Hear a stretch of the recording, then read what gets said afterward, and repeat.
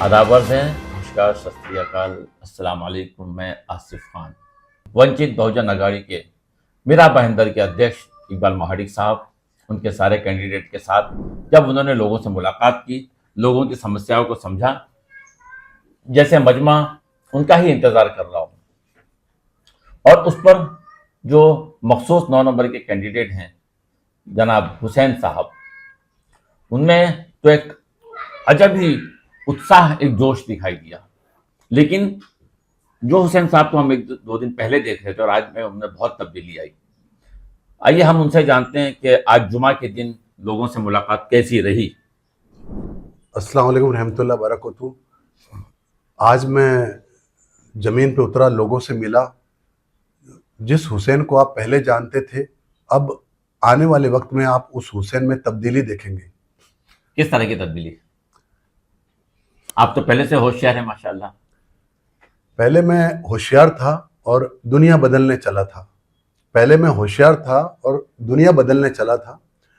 अब मैं खुद को बदल रहा हूं ताकि मैं सिस्टम को बदल सकूं। सिस्टम किस तरह से बदलेंगे आप?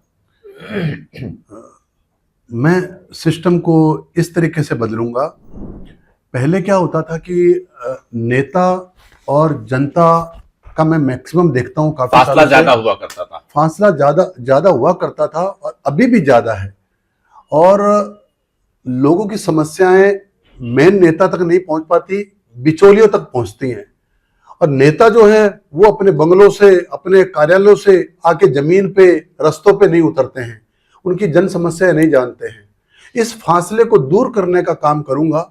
मेरी यानी नेता और जनता का एकदम आमना सामना है, रूबरू है, और एक दूसरे को समझने का पूरा मौका आप देंगे और एक नई रणनीति के साथ आप इस बार मैदान में उतरेंगे। चलिए हम इसी के साथ साथ ये भी जान लेते हैं कि आपके काम की रणनीति क्या है, इलेक्शन लड़ने की रणनीति क्या है।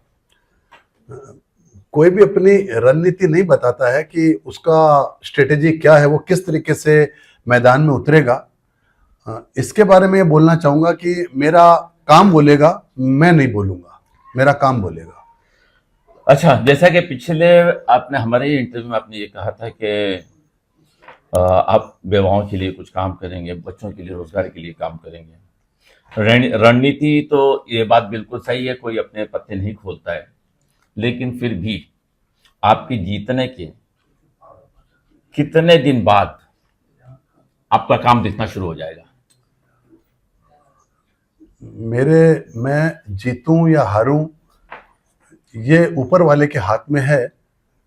और मैंने पिछले 15 साल से जो समाज सेवा का काम किया है, उसमें यही देखा है, हर जाति वर्ग को लेकर चलने का है।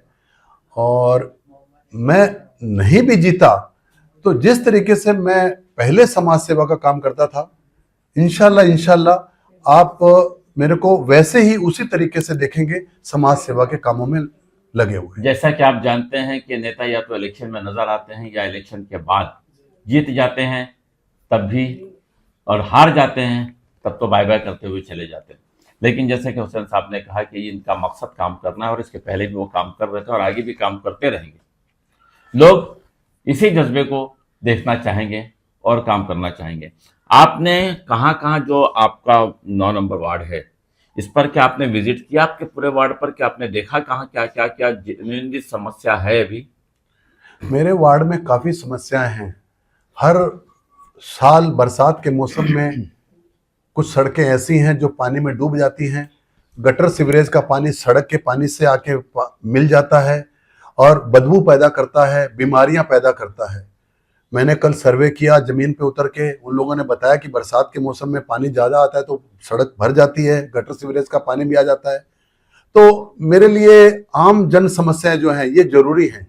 लोगों को बीमारी से बचाना है, लोगों को एजुकेशन देनी है, और भी बहुत सारी समस्याएं हैं जो मैंने आज सुनी, लोगों से सुनी। मैंने कम बोला, सामने वाले की ज्यादा सुना, तो मैं उन समस्याओं पे काम करूंगा। आजकल अमूमन ये देखा जाता है कि नेता खुद ही बोलते हैं और सुनना पसंद नहीं करते। जो नेता खुद ही बोलते रहते हैं और सुनना पसंद नहीं करते, फिर एक वक्त आता है कि लोग नेता को सुनना पसंद नहीं करते।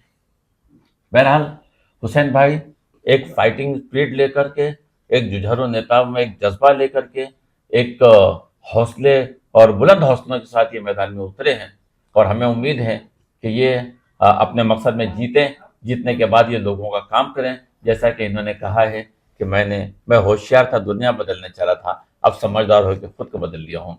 और हुसैन भाई को हम न्यूज़ 9 की तरफ से ये कहते हैं कि जितने भी आपके वार्ड हैं, आप सभी बिल्डिंग के पर्सनली मुलाकात करके आप खुद देखें कि वहाँ इंटरनल क्या क्या तकलीफों से लोगों को गुजरना पड़ रहा है, क्योंकि नेता और जनता ये दोनों का रिश्ता बिल्कुल चोली दामन का साथ होना चाहिए कि एक को तकलीफ हो तो दूसरे को आह निकले, इसको तकलीफ हो तो उसकी जुबान से आह निकले।